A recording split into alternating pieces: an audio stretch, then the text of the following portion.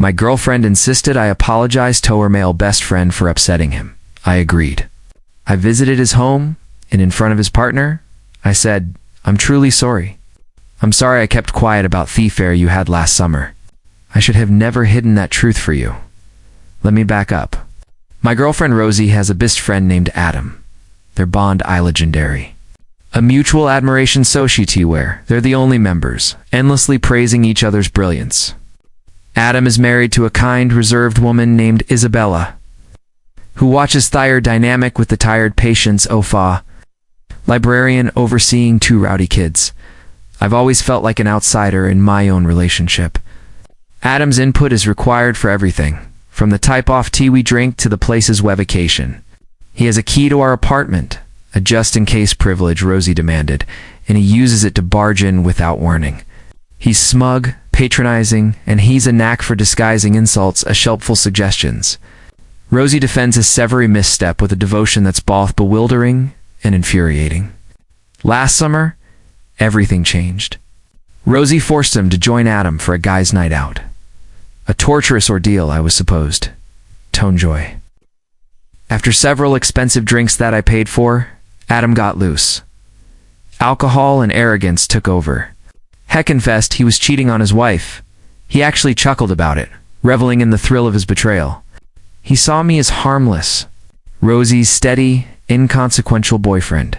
The next morning, a frantic hung-over Adam called me, begging me to erase his confession from my memory, pleading with him to keep it from everyone, especially Rosie and Isabella. I agreed. It wasn't my role to unravel his life. But here's the thing. I'm a man who believes in mutually assured destruction. I didn't view the secret as a burden. I saw it as leverage, tucked away for a moment I hoped I'd never need to use. That moment occurred last Tuesday. I had committed an unforgivable offense. I hurt Adam's feelings. My crime. I politely asked him to text before using his key to enter our apartment. He'd walked in on me fresh out of the shower the previous day. The reaction was apocalyptic. Rosie accused me of being petty, insecure, trying to undermine her close friendship. Adam played the wounded poet, claiming he felt rejected and criticized in our home. This led to a theatrical, tear-filled confrontationist night.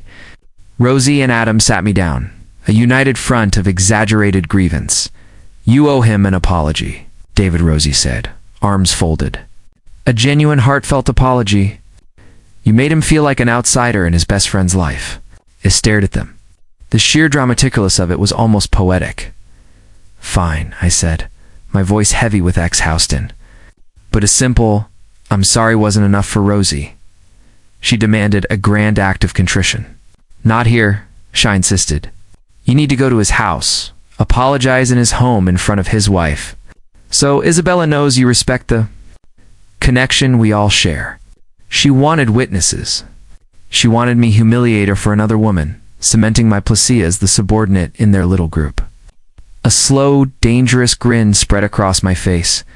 It was the most perfectly ironic setup I'd ever been handed. She'd given me the key, the stage, and the audience. "Okay," I said, dripping with mock defeat. "I'll go to his house and apologize. It's the right thing to do." Rosie's face lit up with victorious satisfaction. Adam smirked, basking in his triumph. They thought they were about to witness my capitulation. They had no idea they were about to star in a public reckoning. The apology was set for Saturday evening.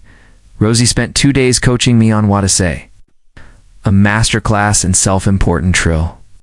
I was to admit my jealousy, lauded Adam's unwavering loyalty to a relationship, vow to be more welcoming, distrusting, moving forward. I nodded along, memorizing my lines like an actor preparing for a performance. On Saturday, I made one critical call before we left. I phoned Isabella. "Hi, Isabella." "It's David," said, warm and friendly. "Just checking we're still good for 7 tonight. I really want to clear things up with Adam and ensure we're all on the same page.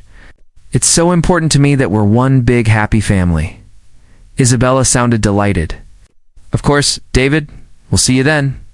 My audience is secured. We arrived at their house at 7 sharp. Rosie was practically buzzing with smug anticipation. She was about to see me humbled. Adam opened the door, his face radiating magnanimous fortunateness. Ready to graciously accept me groveling, Isabella welcomed us in, offering drinks. Unaware of the drama about to unfold, we gathered in their living room. The air was heavy with tense expectation. Rosie gave me a sharp nod, the signal to begin. I stood and faced Adam. I took a deep, dramatic breath. Adam, I began, voice thick with rehearsed sincerity. We're here because I owe you an apology. I've been unfair and haven't been a true friend to you, Rosie beamed. Adam puffed up, ready to receive his victory. You've been a constant in our lives. I continued, turning to include Isabella in my gaze. Andy haven't always valued the bond you share with Rosie. For that, I'm truly sorry. I stepped to the center of their room near the fireplace. Then I did it. I dropped to one knee. Rosie let out a smile, gasp, thrilled by what she thought was my ultimate surrender. But I didn't look at Adam. I locked eyes with Isabella, her kind, unsuspecting face. Isabella, I said, my voice now clear and resolute, my real apology is to you, because the worst thing I've done, the biggest mistake was keeping a secret from you. Isabella's smile wavered, confusion creeping in. Adam's face froze. Rosie looked like she'd been struck. I'm so sorry, Isabella, I said, voice raw, with conviction. I'm sorry I didn't tell Yao about the affair Adam had last summer with a woman from his PR firm. I'm sorry I didn't tell you about the hotel room paid for in cash or the burner email boasted about. He told me everything in drunken night and made me swear to keep it secret. And I did. I should have never kept that from you. That was my failure as a friend, and I'm begging your forgiveness. The silence that followed was absolute. A vacuum where sound itself seemed to die.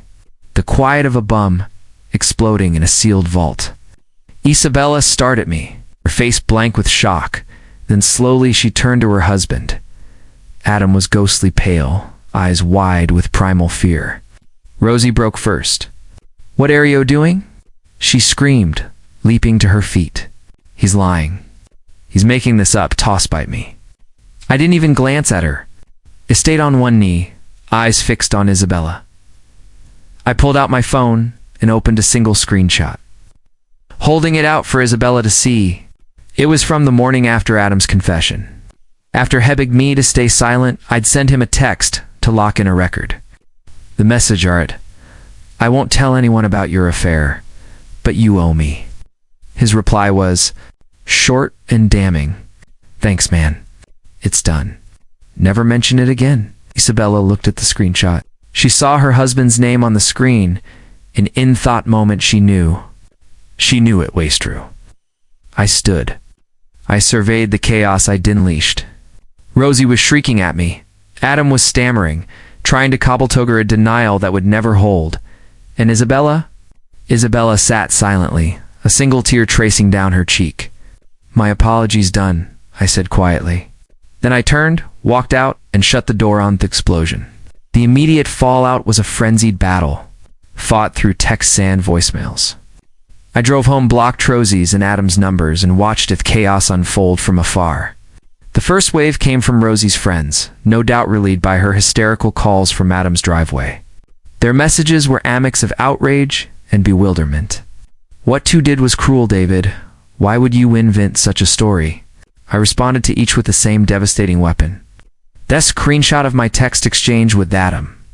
No explanation, just the image. The angry messages stopped abruptly, replaced by silence. The truth is a powerful silencer. The second wave came from Rosie through a flurry of desperate emails. Her tone cycled through these stages of grief. First, denial. You're a liar, and I'll never forgive you for this disgusting fabrication.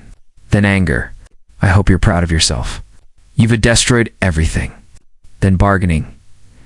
If you admit you made it up, we can still fix this. Then despair. I can't believe this is happening. Finally, a warped acceptance. Fine.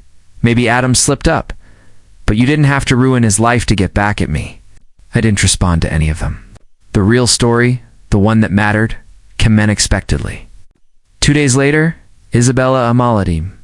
Her message was brief but profound. David, I don't know whether to thank you or resent you, but you told me the truth, which is more than my husband has done in a year. I found the hidden bank statements. It was all true. He's not living here anymore.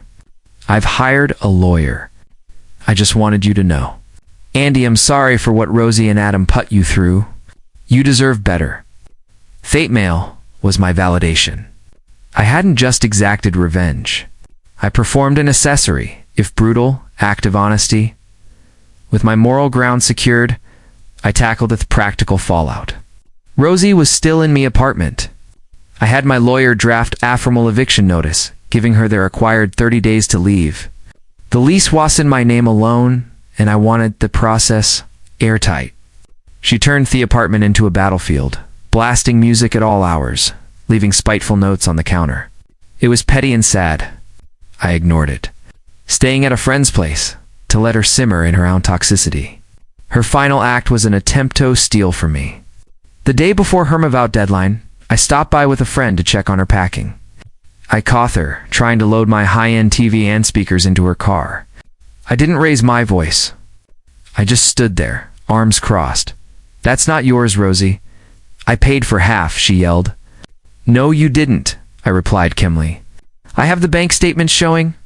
I paid in full. Put it back, Oriel. Call the police and show them they're psyched. Adding theft to your recent achievements. Defeated, she returned THETV. The next day, she was gone. I walked into my apartment, and for the first time in years, it was calm. It was peaceful. It was mine.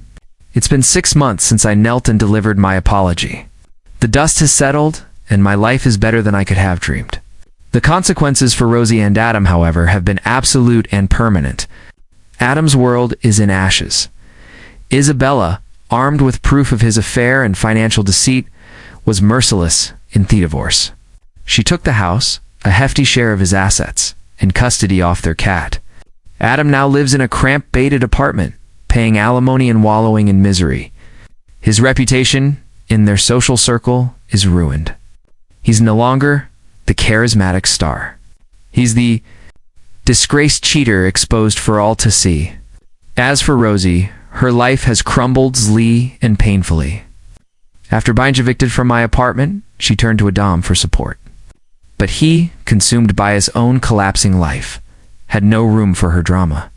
Their epic friendship, built in mutual flattery and disdain for me, couldn't withstand reality's harsh glare.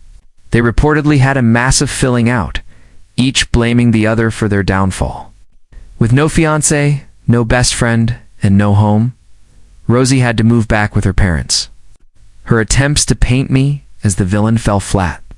The screenshot of Adam's text was irrefutable proof I hadn't lied. She was revealed as someone who not only enabled her friend's betrayal, but demanded I apologize for questioning his disrespect.